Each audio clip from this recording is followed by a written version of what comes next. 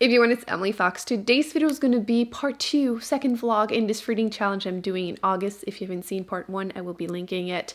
Check it out. But basically, I'm trying to continue and or finish as many series as possible.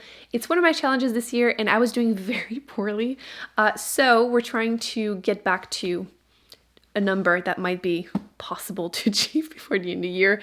Last week, I did pretty well, actually. And I ended the vlog by picking from the little cat jar the book I would be reading first this week, which is Golden Sun by Pierce Brown, which I had read Red Rising 6 years ago.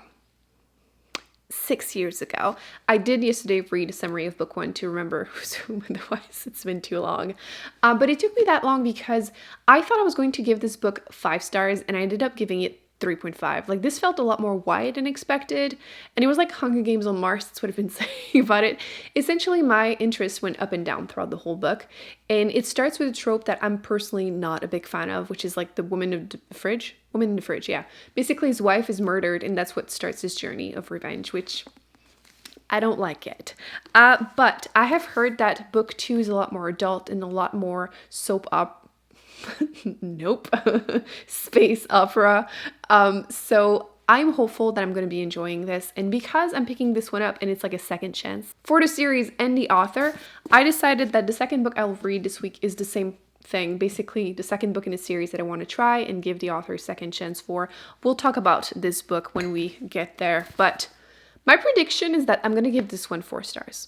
I have a good feeling. Like, I know it's been forever since I read book 1 and I didn't love it, but from what I've heard, I should love this, and I'm really, really hopeful that I will. It's not too big. It's like 440 pages. A lot of the books in this challenge are gigantic fantasy and sci-fi, so this one seems smaller compared to the other one. So I'll update you throughout, but I think it's going to go well. I think. Okay, so I wanted to update you. First update, I'm at page 59, I think, which is chapter 8. So this is where I'm at. So far, so good. I've read this really quickly. I just unfortunately have to be an adult and do things for the rest of the night. I might try to read a little bit more before I go to bed. But so far, the writing flows really nicely. I feel like I went through it pretty fast so far. The only thing is it me, or is the main character feeling like he reads very indifferent? Like, very like he doesn't seem very like passionate wanting his revenge. It might just be my interpretation of it. I mean, we're only 60 pages through it, but I would expect him to be a lot more angsty. Maybe, like, his wife died, you know? But maybe that's because he has to play that character, you know, the gold with no emotions. So we're gonna give him a chance. But so far, I expect angst. Like, come on, revenge story. You've got to be kidding me. The ending of chapter 9? F all of this. This is such a pet peeve trope for me. We'll talk about that tomorrow. Hey, so we are the next day, and I need to complain. I only read 2 chapters more last night. I'm at chapter 10, so page 80. But as I was finishing my reading for the night, abruptly, another pet peeve of mine appeared on the page, and I need to complain. I literally put my poop shirt on because I'm going to be a poo-poo head and just complain relentlessly. It will contain some spoilers, so do be warned. I'll put it clearly on the screen when it's starting, when it's stopping.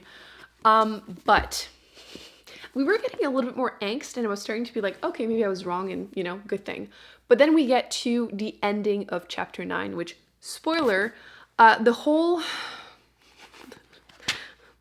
turns out his wife was pregnant. No. She was 16. They had been together for 6 months, and she's pregnant. That was quick, 1. 2, why are we using that trope? Was she not enough? Was her death not enough to make him angry and want his revenge? Does he need to have an extension of himself? Like, that's what I get every time we do this, and the man gets way more angry. Was she not enough? Like, I just get so irrationally angry. It reminds me of, like, you know, when people, like, I don't even know why people debate this, but they're like, oh, if you have to save the mother of the child or the child, and people are like, the baby. No. You scare me. No. I feel like automatically it should be the wife. Would you not want to save your wife? You only have, hopefully, one wife. You can make another baby. Don't get me wrong, it's tragic, but like, she's your wife. You're supposed to like her. I'm going on a tangent here, but like, that's the vibes I'm getting from here. Like, why do we need to add one more layer of tragic? Was she not enough? I really hate that trope. Really, really hate. I feel like it's a cheap shot. Like, it's a cheap twist trying to like get an emotional response from us to readers, but like, now he's gonna want his revenge. Like, now he's gonna get the angsty that I wanted. Like, I warned you I was going to complain, but to me, it's again a cheap shot, like I said, and frankly, 2 tropes that I don't like in one series is a lot. It's a lot. I really thought I was going to love this. I was rooting for you, Pierce Brown. I'm going to continue just because I mentioned this is like a second chance vlog. In this case, I think we're aiming more for last chance kind of vlog. And I'm hoping he's going to change my mind in the next, almost 400 pages. I will push through, but if something else that happens I hate, I'm just going to stop reading and I'm going to be done, which is kind of the point too for this challenge, to just decide if I like the series, because not all of them are going to work for me, and that's fine. I just need to decide, because after 6 years, it's been book 2 and 3 have been on my shelf for 6 years. So like, I need to decide if they stay or not. So I'm so disappointed though. Like, why is this there? I really thought I was going to love this. I'm still hoping I will, but that is a big... I can't be the only one that hates that trope. I've seen it in movies too, and every time I'm like, nope, you lost me right there. Okay, so I was talking with a friend over the phone, and we were talking about something, and I want to have this discussion with you. Let me know if you like these like random discussion in the vlogs, because I kind of love it. I want to know what you think about it. But we were talking about like hate comments and like demographic, which sounds like a weird combo, but it's definitely an interesting conversation. So I used to talk about this with other creators whenever I would go to beauty events before the Panini. So like other creators that did like beauty fashion videos. And I want to start by saying that I don't really get any hate. Like, I'm aware of my privilege. I'm like a conventionally attractive, young, thin, white woman. So like, I can count on one hand the amount of like actual really rude comments I've gotten, even on this channel with Goodreads also. Well, the beauty channel is an exception. People were slightly rootless after I got jaw surgery and I was still swollen. My gosh, people went wild. But otherwise, I haven't gotten one rude comment about my appearance on here in 6 years. And again, I was talking about it with other creators, and it's not the case for like any person of color. Or I know that actually a lot of them were using like moderators to like go through the comments so they wouldn't have to read that crap every day. And luckily I haven't had to ask anyone to do that for me, because 99% of you are more than decent.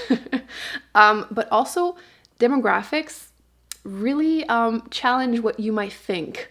For example, I feel like a lot of people on the internet think that the hateful comments will come from like 12-year-old people like behind a screen hiding and just trolling. No.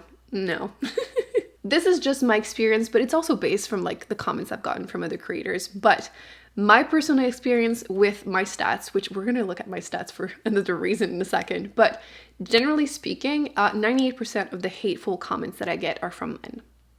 Not really surprising on this channel, considering that they don't like it when I don't like their favorite book, and that I mention misogyny. No one's surprised. It's very active on Goodreads also, and it's funny because like on here they'll have their pictures very often, but over there pretty much always, and like you can see their age, where they're from, and sometimes they even have their wife or girlfriend in their pictures, and it's like, and actually the worst, this isn't funny, but I've gotten a few comments that are like SA threats, or like threats of unaliving me, and I would say half the time they have literal videos of themselves on their channel. Yeah. The other most popular group, most common people to leave hate comments tend to be older women, like 40, 50 plus. It was especially prevalent on my beauty channel every time. And like they leave the pettiest, meanest comments they can think of about my accent or like my mannerism, when like it was always so intense that it wasn't hurtful anymore. Because at the end of the day, I feel like a person that is like well adjusted and happy will not leave these kind of comments. I've literally never left a rude comment, like ever. If I don't like a video, or like even if I hated the person somehow, I would just watch a different video. It's really not that serious. Anyway, I was having this conversation because recently I posted this video about the 72 most recent popular mystery thrillers according to Goodreads. And somehow this video has been pushed a lot on Google search. So I'm attracting new viewers and they're not my usual viewers. So let's look at my normal stats first because I'm a stats person. So usually I attract only adults, like 99% plus of the people that watch me are over 18. So if I ever say we're all adults here, we're pretty much all are. And if you look gender-wise, 10-15% of my views come from male viewers, which again depends on the month, whatever videos I've posted, but it's usually about where it's at. Same thing with the countries. So about a third of my views come from the US. Top 3 is usually US, UK, Canada, which makes sense. I do my videos in English. And the rest is all over the world, which always fun. But lately, it's been pushed, like I said, on Google search, and I'm attracting different viewers, which has affected the comment section. And like, a little bit more from the US. By the way, this is the first 4 or 5 days. So like, it will be skewed even more the longer it's being pushed, because this is still influenced by the majority of you that are my normal viewers. But a little bit more from the US. And then, did you see how much more people that are 65 plus? And honestly, like, rude comments from older people are so much funnier. So much funnier. Like, I get things like, oh, I'm a 72-year-old woman and I was a nurse for 40 years and I think your opinions are stupid. Or like, you do not seem like a nice young lady. I'm like, okay. And like, I was really clear in my intro that, you know, unfortunately I didn't like the majority of these, but I'm going to try to be helpful, let you know what I like, didn't like, so you can make your own decision.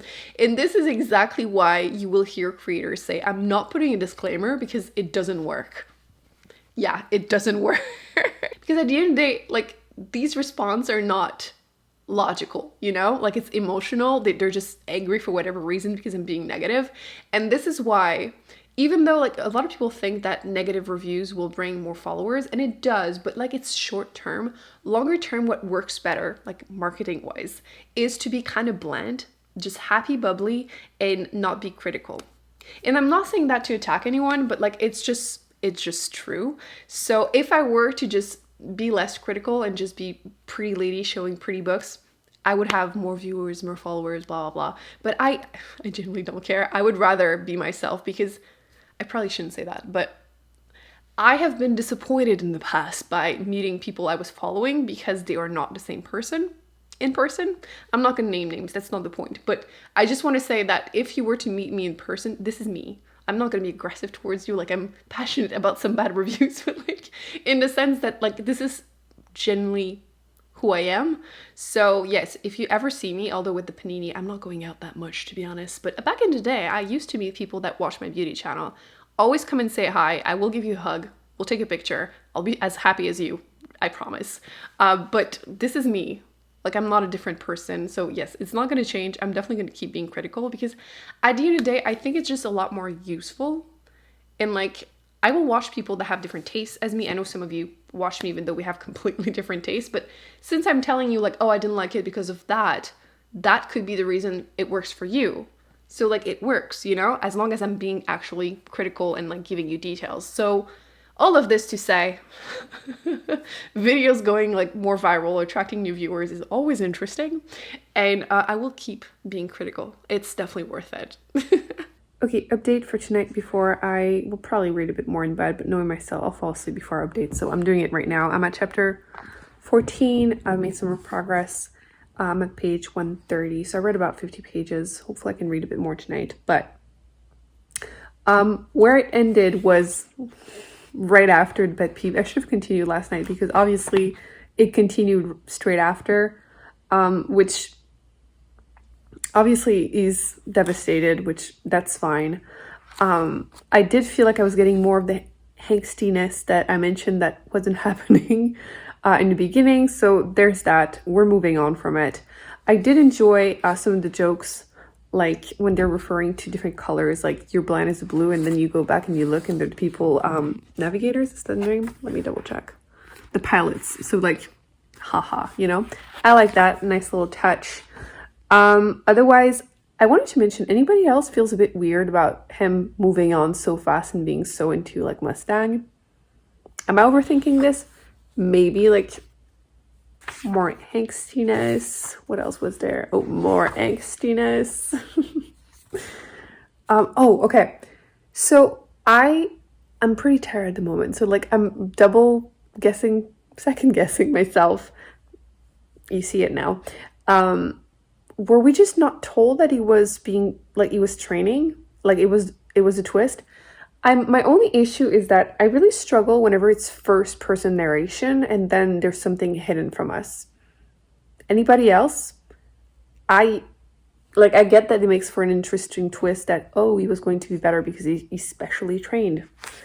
But I don't like when it's hidden first person narration. And yes, he cut off Casu's arm. So yeah, things have definitely improved. It just, you know, little complaints here and there, nothing super serious compared to the big one. But yes, I'm intrigued enough to continue, so I will update you tomorrow. But so far, things are improving. Okay, quick update. Oh my gosh, it's raining, so my hair is poofy. Let's ignore that. Progress on the book. I am like 300 pages into it, so I have like 100 and something left, and things have picked up. I am so relieved. I was really nervous. I was going to like really dislike it. I'm like, oh, I don't want a reading blog where I hate everything I've read. But luckily, the character is finally like becoming more angsty or just passionate, just alive, really. I think it's the fact that he's finally being around like friends. I think it's like waking him up, and I do think that the friendship was the strength of book one, so I'm hoping we're gonna get more of that in this one. But yes, I was really nervous, so I'll update you soon. Which, by the way, can you tell I got my Invisalign removed finally? I had like a bump on like 12 teeth, my upper ones. I was so tired. Like, you can't tell really my videos unless I'm doing like a vlog, especially outside. I would get questioned, what's up with your teeth? I have braces, but not anymore. Hopefully I'm done. For anyone that doesn't know, 3.5 years ago, I had a double jaw surgery to correct like a jaw deformity. And then I had to wear braces afterwards. And the first time I did it, I had 6 months after where I had nothing, and then you do follow up. And then when my canine moved back up, so I had to do braces again for like 1.5 years. So I've had braces for like 3 years at this point, with the 6 months pause in the middle. So I'm really hoping, cross all your fingers for me, that they will not move back. I do have the metal bar in the back, upper and downward, but the upper one were the problematic teeth. So I'm super relieved. I am done with braces, hopefully forever. I will be wearing my retainer every day until one day in 10 years I stop. But yes, so far so good. I will update you. I'm almost done with it. I'm excited. So see you in a day. I finished it. Look at this post-its. I've been putting more and more post-its. I'm kind of liking the look. I have to say, this surprised me more than expected. I feel like it was like a 3, maybe 3.5 stars, but the last 50 pages of this book redeemed it for me. Like, it's not 5 stars, but it's definitely like a 4. I definitely feel like the friendship aspect, the political intrigue went to like a peak in the last 50 pages, and I really enjoyed it.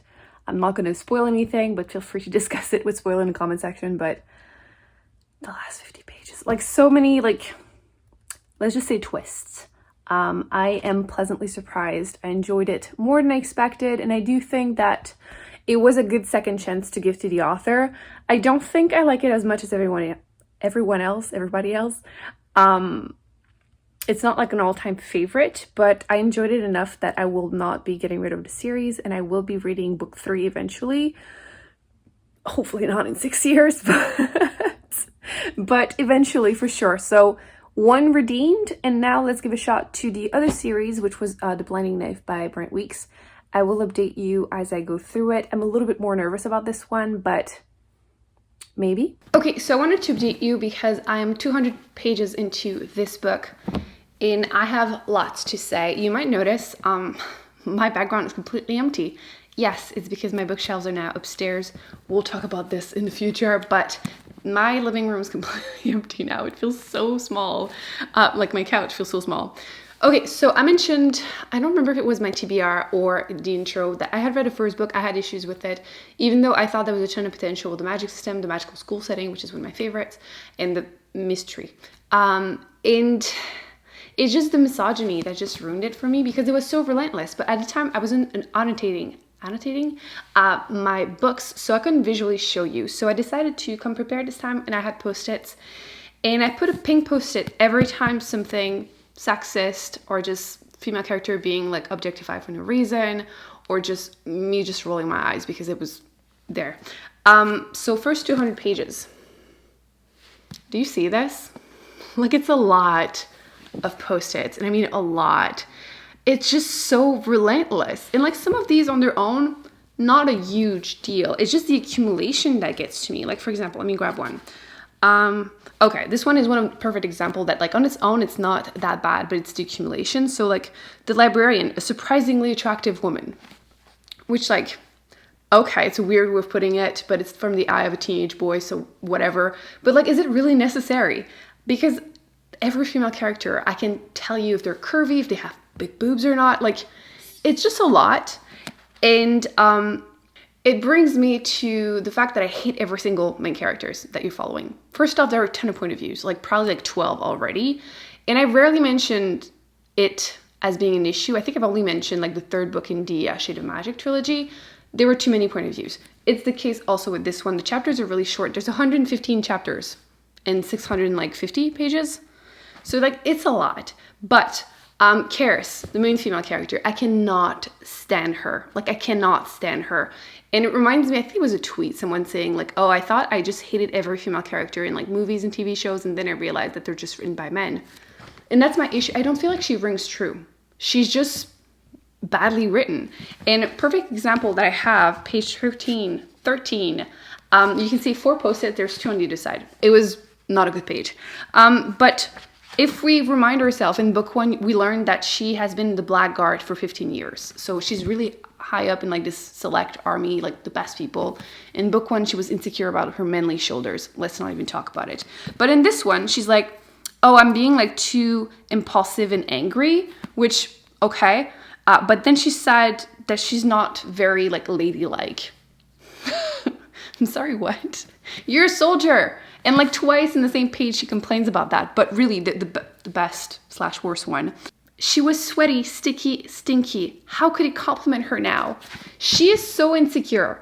And like, sure, I guess a woman in her position could be insecure, but like to that level, it's just weird. And again, it's constant. I hate her with Gavin. They're not together, but like there's this tension between them because they were engaged 15 years ago, whatever. And like, I just, every time she's on the page, pretty much there's a post-it because I can't stand her. It's very much like Bish eating crackers, 100%. And speaking of Gavin is an ass. He's meant to be. He's totally meant to be. But I feel like I'm supposed to root for him anyway, and I'm really not because I find that he's a perv and just creepy and just an ass. I just don't like him.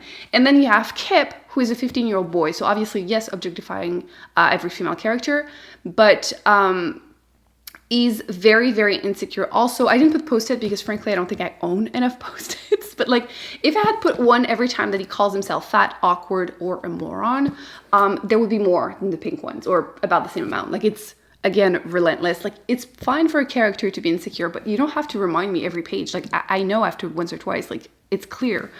So clearly, it's annoying me to read all of this.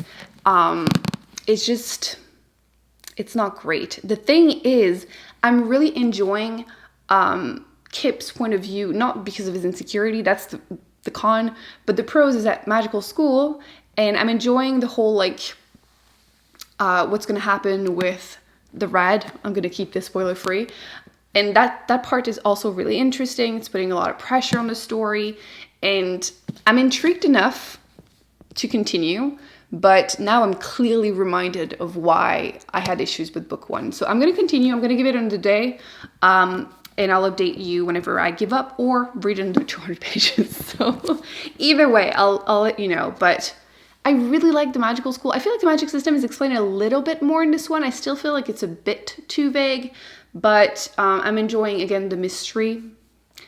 And yeah, I'm so torn because it has a lot of potential. I just wish someone had read this, like a better reader, and just told him to tone it down, like, a lot. Because it's fine to have a sexist world or a sexist character, but like, you kind of have to either make a social commentary at one point, or like one character saying, oh, all of this is kind of sexist. Like, that's all you need. Like, that's the bare minimum, you know? And we don't even get that. So, I don't know. I'm sure someone could word this better, but I have issues with this book. So, I'll see you tomorrow or the day after. We'll see.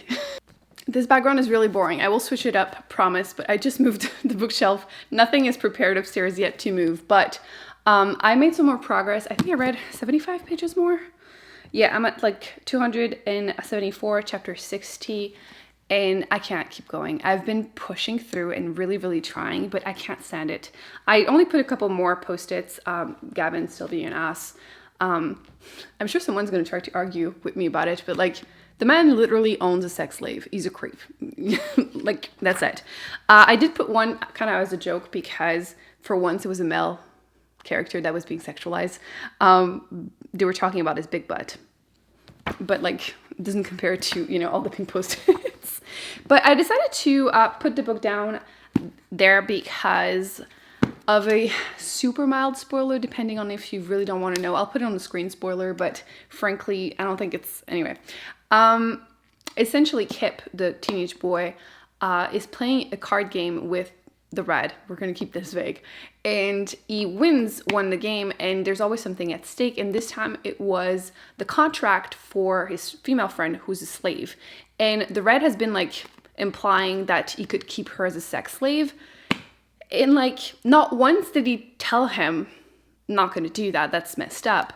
Which could be strategy. I could have accepted that. That's why I kept reading. But then when he does win her, he seriously considers keeping her as a sex slave. Not for like a line, like not a fleeting thought. I understand he's a horny teenager, but even then, like morally, that's fucked up.